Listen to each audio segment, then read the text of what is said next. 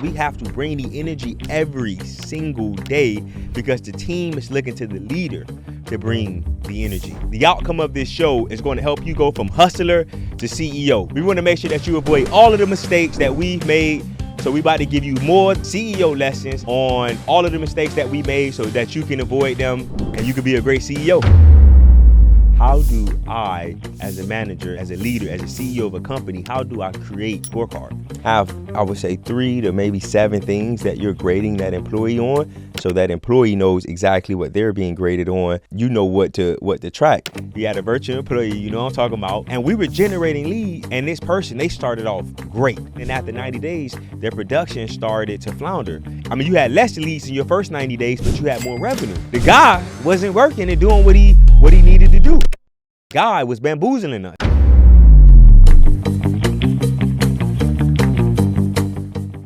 Welcome to another edition of the Expose and Expand podcast show. I'm the man with the plan, Jeremy Mathis. I'm your other host, Joshua. I'm going to give you the game, Mathis, and welcome to another edition of the Expose and Expand podcast show, where we expose you to the ideas, the strategies, the struggles, the failures, and the people that have gotten us from zero to millions. Guys, I hope you're excited today. We're finishing off what we started last week in episode 21. We are doing part 2 of CEO lessons. We had so much more game to give, and we know that this topic is so critical that we wanted to finish off and give you guys more of the mistakes that we've made of running our companies the last couple of years. If you missed episode 21, do yourself a favor, do your family a favor, do your legacy a favor. Go watch episode 21 so that you can get part 1, because today we're finishing up with part 2. And as we talked about last week, the outcome of this show is going to help you go from hustler to CEO. Most people don't know they hustling. They don't know they on the block every single day hustling until it's either too late or they are so far in their career, and that happened to me and Josh. And we want to make sure that don't happen to you. We want to make sure that you avoid all of the mistakes that we've made. So we about to give you more lessons, CEO lessons, on all of the mistakes that we made so that you can avoid them and you can be a great CEO. Mr. Game is in the building. I'm excited to drop game and share. Mr. Game? Hold on, what you mean, Mr. Game? Moving forward, you address me as Mr. Game. Yes, sir, Mr. Game. We got Mr. Game in the building. Let's see if Mr. Game show up today. But the biggest, like as you mentioned, this is one of the biggest lessons that we had to learn, because for a long time we was in that hustler mode. Yeah. We was doing all the work. We was doing everything. And instead, we talked about this in the previous episode, who, not how. It was how, not who. Yeah. That's how we was operating. So we want to help you guys go from how to who. You know, instead of figuring out how to do it, you need to start asking yourself, who can do it for me? So the first thing that I thought about when we were coming up with these new more lessons was just doing reviews on our employees, reviews and scorecards, because before, we used to operate and we used to just manage, just as we mentioned earlier, as hustlers. As hustlers, you just ripping and running, and you're not really holding your people accountable. And for us, we used to have a lot of employees that came through here, and we never did any reviews. We never gave them a scorecard. We never really told them how they were going to be graded. And that ended up hurting us in the long run, because when we were feeling frustrated with employees, when we was upset about something, when they wasn't doing something the way that we wanted to be done, they didn't know about it because we never had reviews and we never had scorecards. Yeah. So what Josh is talking about when he says reviews, guys, for those of you that don't know, if you are in a company, whether you're an employee, whether you're a manager, whether you're a leader, of an executive, everybody needs to have some type of review system. And that can happen. That usually happens quarterly. Some people do it yearly. And what we've learned, the best thing to do is every quarter you sit down with your team members, your employees, and you have a review. And that review is how, and you're grading them essentially on their past performance of that quarter. And I think for us, if you go deeper with the review, you're also letting people know where they went wrong and where you think they can improve. And then they're also giving you feedback on your management and your leadership style. So reviews have been critical. And the reason why they've been critical for us is because it creates a level of transparency within the organization where everybody knows where they stand. That wasn't always the case though. Yep. So the reason why we actually started doing reviews was because of a mistake that we made, which we want you guys to avoid, was our assistant. She had been with us for 18 months, or our previous assistant. She was with us for 18 months, and we were getting ready to let her go. And we called some of our mentors because it was a huge decision for us. This is a lady where we trusted her, where she was great. And one of the things that we did was we let her stay within the organization, and she wasn't doing what she needed to do. When it came time to let her go, we put her in a bad spot because she didn't know she was getting let go. We called one of our mentors, and he told us, bro, you guys did her a disservice. She should know that she should know that she's being let go next week. And if she doesn't know that, that means that you guys are bad leaders. That means you guys are bad managers. And I was like, well, how do we let somebody know they're about to be let go before we let them go? Well, have you guys been doing reviews? Have you guys been letting her know every quarter what she's doing wrong? How can she improve? She's on the brink of being let go. Nah, we never did that, mentor. Well, gosh, you guys need to start doing that. And that's something that's helped us go from hustling to CEO, because now everybody in the organization knows where they stand with us. Facts. So when it comes to doing a review, I know you said quarterly or monthly, but for somebody who is listening, how do they give a review?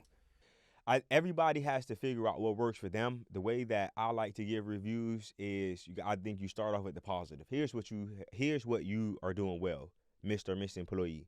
You've done this well. You've done this well. And then you go into the not so well, the things that they can improve on.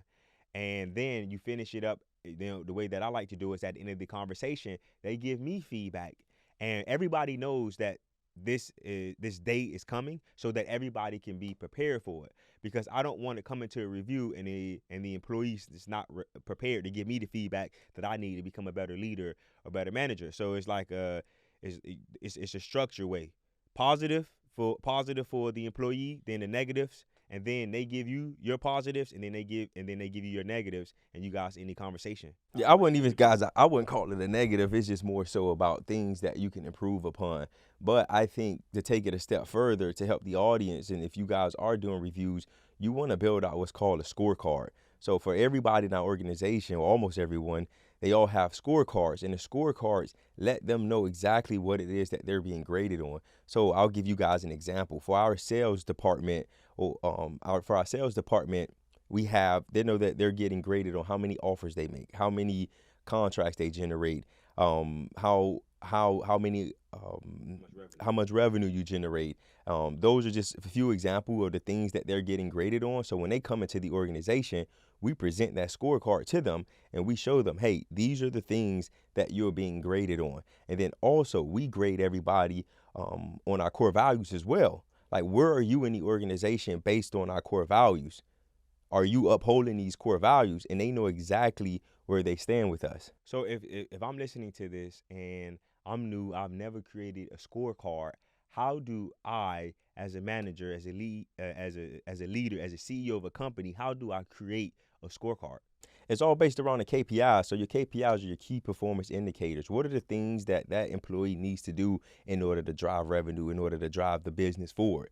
So you got to, and I would say too, if you're new and this is your first time doing this, don't overthink it.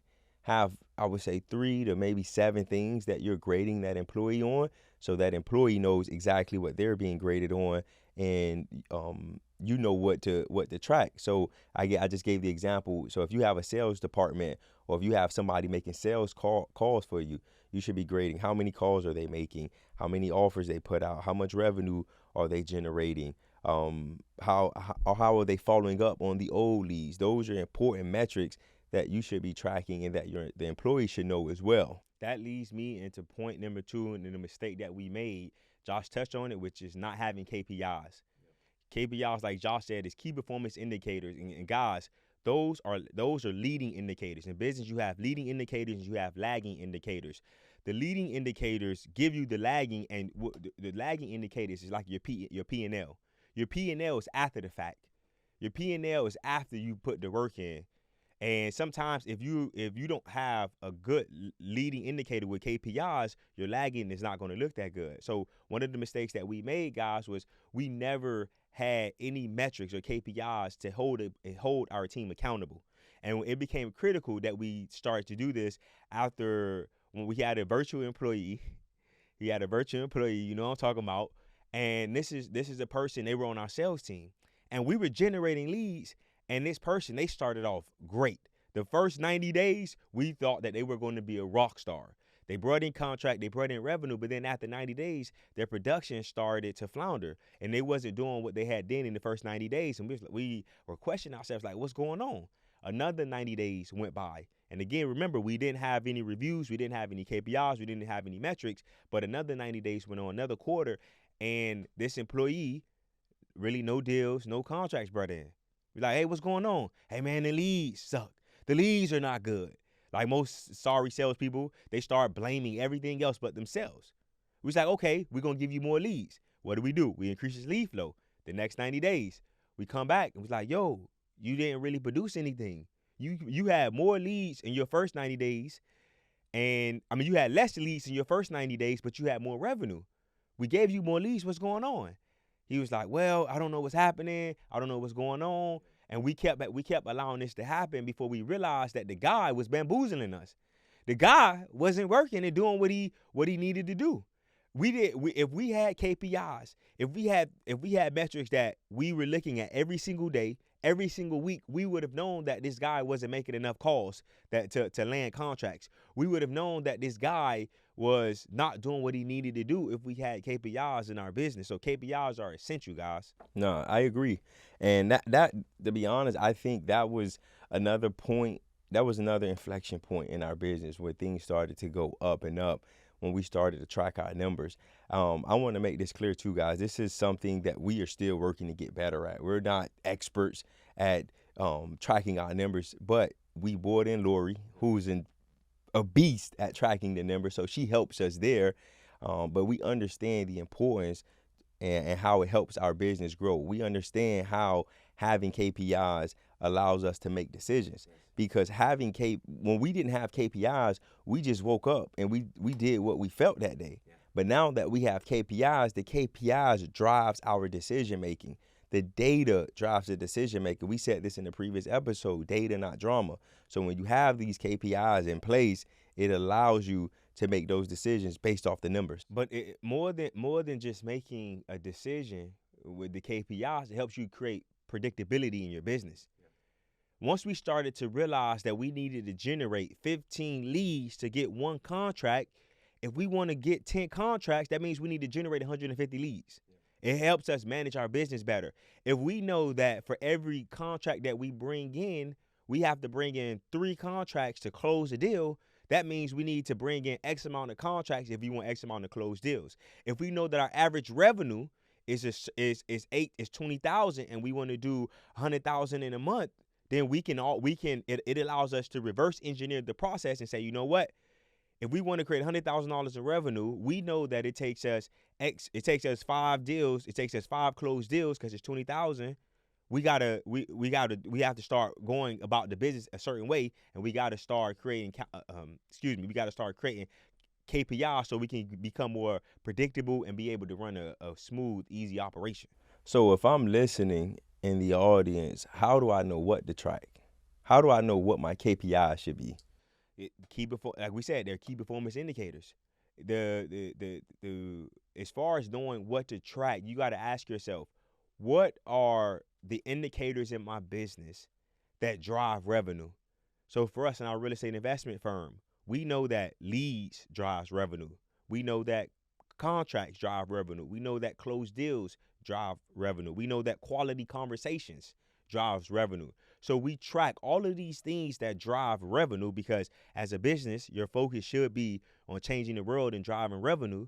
So if you are in business, you need to ask yourself, what drives my revenue? And that's what I need to track, and that's what should be my KPIs. Would you agree? No, I agree. That's a great breakdown of it, because I know when we first started and people in the industry, KPIs, streaming KPIs, we're like, well, yo, what does that mean? What do I track? How do I track it? So Jerm just gave you guys a great example or a great explanation of what you guys should be tracking in your business. And again, as I mentioned earlier, guys, start tracking ASAP, but don't overthink it.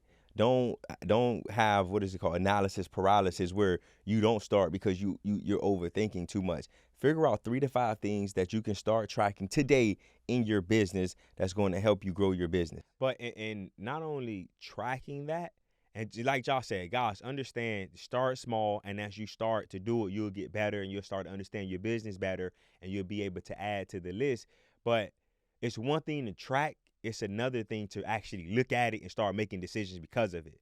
Because going back to some of the mistakes that we made from going from hustler to CEO, we was tracking our KPIs, but we wasn't looking at it and using that to make decisions. So like you said, when we first started in the industry, a lot of people was like, guys, KPIs, you got to track, you got to track.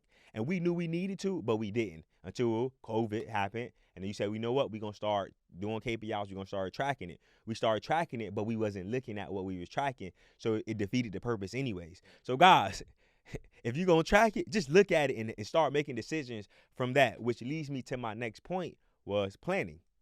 If you want to go from a hustler to a CEO, you have to understand the value in sitting down and planning, and as opposed to just waking up and doing things. Josh said this, he alluded to it earlier, which was we should just wake up and just get our day going. And at the end of the day, we got things done, but it wasn't anything of substance. It wasn't anything of value because we had no plan in place. We had no guide to track us as we were trying to get to the next stop. So one of the things that if you want to go from a hustler to a CEO, you got to take time to slow down and you got to take time to really plan out your week. You got to take time to plan out your quarter, take time to plan out your year so that you can give yourself a good roadmap and know what you're going and know where you're going. How does someone start planning? Because one thing that I don't want the audience to do is spend sometimes people overplan, if that makes sense. They overplan and they plan so much to the point where they don't take action. Agreed. So how do I, if I'm listening in, how do I get to a point where I don't overplan and that stops me from taking action? So as far as overplanning, people need to understand that plans need to plans work, but you also got to understand that sometimes they don't work as well. That things change, that the environment change, that there's things outside of your control that may make you have to deviate in your plan. So let me make that very clear that guys, everything is not going to go as you plan, but you should still have a plan. Now to answer your question about, you asked me to answer how should somebody go about planning. I think people need to sit down and ask themselves, what do I want? What don't I want? I think you need to get clear on that first. Start to understand what do I want and what don't I want, and then from that you start to make a plan. So if you want to have a company that's going to produce $1 million in revenue, you want to not only produce $1 million revenue, but you want to profit. You want to have 25% profit margins that means you net profit $25,000. You need to ask yourself, how do I get this done? And if the best way that I've learned how to plan is you need to do it by quarter. So at the beginning of the year, you say, I want to make $1 million in revenue. That means every quarter I need to bring in $250,000 in revenue, and then you start to backtrack it that way. So I think you set the end goal, and then you begin to backtrack how you're going to get to that end goal. Did I get a good explanation?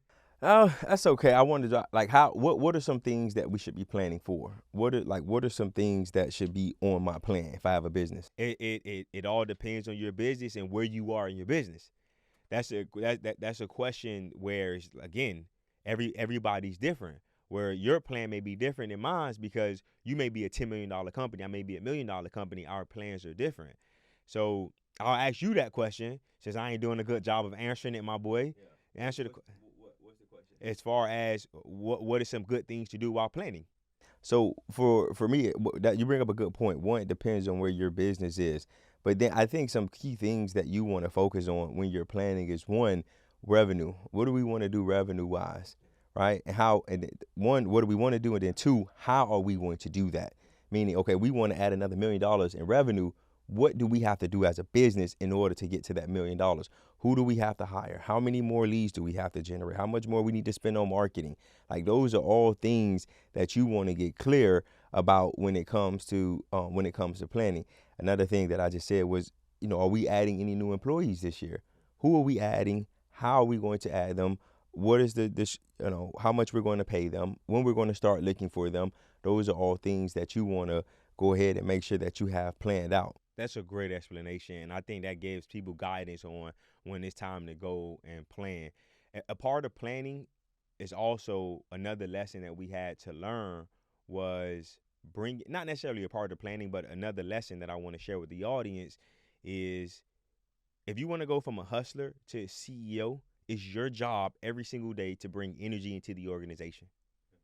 That's something that we had to learn, because for us, you look on social media, you see these videos of people yelling, screaming, bringing energy, and me and Josh used to think that was corny. I used to think it was corny sitting in front of the organization, giving them a speech, giving them a motivational speech, like a pregame speech, like my coach used to do in high school. I used to be like, man, that's corny. Why am I doing that? But then I realized, if I'm not doing that, who's going to do it? Who's going to bring the energy to the office every single day, so people ain't just showing up and being lethargic? People ain't just showing up and just going through the motions. That's something that we had to learn was not corny, and we have to bring the energy every single day, because the team is looking to the leader to bring the energy. Anything that you want to add? I think that people need to understand, if you are a leader and you're leading an organization, the culture starts and it ends with you. I'm going to say that again. If you are leading an organization, the culture starts and it ends with you. So the culture that your company has is on you as the leader. If it's a good culture, that's on you. If it's a bad culture, that's on you. So you have to figure out things that you can do to create the culture that you want. As Jaron mentioned, our core business is sales and marketing. We're on the phones with people all day. So we want to ensure that our team has the right mindset. We want to ensure that they come in here ready to get on the phones and crush. So a part of that starts with the energy. So as Jaron mentioned, he gives our sales guys a pregame speech every morning. And they come in and they're ready to go from that speech. And Josh, and understand that from that speech, not from that speech, but understand that every day I'm not coming here wanting to give a speech. That's not something that I want to do every day. Some days I be riled up. I be feeling like I'm about to go play my rival, and I gotta snatch their head off. And some days I come in here and feeling like, man, I'm not the most energetic. I'm not at my best. But again, as Josh says, the culture and the energy starts with you as the leader, which is something that we had to learn. Talk about another lesson that we had to learn was talking about culture. We used to just think that coaching was going to happen by default. The culture in your company happens by design, and it starts with you. If people believe in the mission and the vision of the company, that starts with you. If they believe that we do everything with integrity, we bring solutions, we are great people, and we follow up, we make money from follow up, that all starts with you, and you got to be intentional with that. That starts by you designing that and not happening by default. That's good. I like that, culture by design. And that's super important, guys. Like, I want to ensure that you guys understand that point, because for a long time, that's something that we didn't understand. We just thought that because we thought that we operated the way that we did, which is, hey, man, we're going to come in, we're going to drive revenue, that employees think the same way. And sometimes they don't. Some employees they come in and some just want to get a paycheck, right? But if you come in and you set the standard of excellence, if you create a culture of excellence and you go after that every day, your employees have no choice but to bring their A game. And the last point that I want to make is talking about, and the last mistake that we've always made was going from hustler to CEO was not having tough conversations. Part of our culture before was people felt a certain way, and we felt a certain way towards our team members, but it was never voiced. We kept everything to ourselves. Nobody ever did anything wrong because nobody was told that they did wrong. It was just always, let's just slide it under the rug. Let's continue to make money and everything is going to be okay. One of the things that we do now intentionally and by design within our culture is a culture of vulnerability, a culture of transparency. Meaning, I'm going to always let you know where you stand with me. And I had to learn that at the beginning, like I said at the beginning, with our assistant who we had to let go. But now in our culture, we have those tough conversations. We let people know where they stand. We let people know how they need to be better. And the reason why we need to do that is because people always need to know how you feel about them, and you need to know how they feel about you, so that you guys can always remember to operate and doing what's best for the company and not trying to protect each other's feelings. So now within our culture, we have these tough conversations. We have vulnerable, transparent moments where everybody speaks up and everybody talks about how they're feeling and what's going on with the direction of the organization. Having these tough conversations only helps you grow as a person. Having tough conversations is a transferable skills in all areas of your life, not only in business, but at home with your spouse. You're going to have some tough conversation. If you have kids, you're going to have tough conversations. If you at the store and somebody cut you off and they skip the line, you're going to have a tough conversation and be like, bruh, I was here. So guys, these are skills that you can learn running a business that's transferable to other parts of your life. But as Jerm just mentioned, like that is another thing that helped us grow as CEOs and leaders. Because before, like he said, we used to just brush everything under the rug and be like, oh, it's okay. Oh, it's cool. But then inside we're burning, we're upset, we're frustrated. And the employee doesn't even know that we're frustrated. But now we're at a point in our life, we're at a point in business to where the first time I see something, I'm gonna address it. You know, when it's time to have those tough conversations, let's have it. And let's have it immediately. Yeah. So, but I think this was another great episode, guys. This is part 2 of CEO lessons, helping you go from hustler to CEO. If you missed episode 21, we had part 1. You need to go and watch episode 21 so you can avoid all of these mistakes that we've made in running our companies. And I just want to recap essentially some of the mistakes that we talked about in this episode, which was number 1, make sure you have reviews so everybody knows where they stand within the organization. Number 2, make sure you have KPIs so that you can create a predictable business and that you can hold people accountable. The third thing that we talked about was properly planning. Don't just wake up and just go and do things. Sit down, create a plan, create a roadmap for you and the organization. The next thing that we talked about was bringing the energy every single day. It's on you to create the culture by design, because if you don't, it's going to happen by default. And when it happens by default, you're going to be looking at yourself sick that you did it that way. And the last thing that we talked about was don't avoid tough conversations. They're needed in business, they're needed in life, and that is the only way that you grow. Any final parting words that you want to add, Mr. What you said your name was? Mr. Game. Mr. Game? Mr. Game. Oh, Mr. Game. Anything else? That's it, man. All right, guys. So as you guys know, we have our gentleman's agreement. Our gentleman's agreement is that if you're watching this on YouTube, make sure you hit that subscribe button and leave us a comment. We want to know how we did and what we can do better and what your takeaways were. And if you're listening on a podcast player like Apple or Spotify, make sure you click that follow button so that you can get a notification every time we release a new episode. And do us a favor, leave us a 5-star review and help us and leave a comment so that we can know what we need to get better. Guys, we appreciate you guys watching today's episode. Expose and expand. Peace. Expose and expand. Peace.